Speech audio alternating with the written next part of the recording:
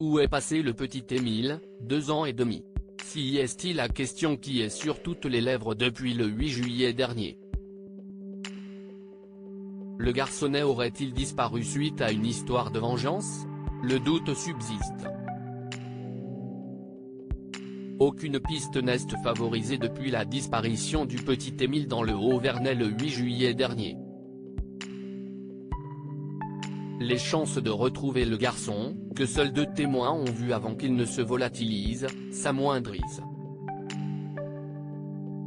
Toutes les hypothèses sont imaginées et peut-être même celle d'une histoire de vengeance. Dans leur édition papier de ce jour, samedi 9 septembre, nos confrères du Parisien évoquent l'incendie d'origine criminelle qui a touché la famille de la maman d'Émile en mars 2019. À l'époque, 3 maisons mitoyennes de leur résidence secondaire située à une dizaine de kilomètres du Vernay, dans le hameau du Boulard, avaient été détruites sans pour autant faire de victimes. Seulement voilà, ce n'est pas le seul drame qui a touché cette zone. Un an plus tôt en 2018, dans l'une de ces maisons touchées par l'incendie, un homme de 50 ans avait été retrouvé mort. Son visage tuméfié portait les signes d'un possible passage à tabac.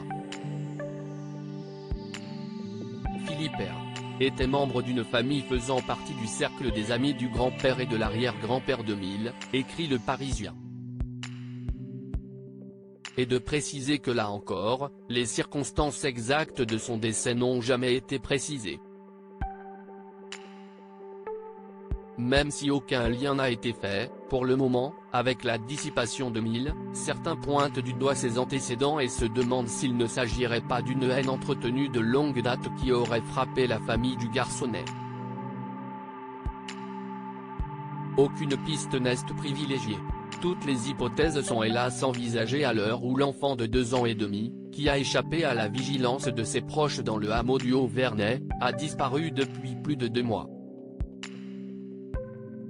2 témoins avaient vu Émile, seul, dans la rue le jour de sa disparition sans pour autant s'en inquiéter.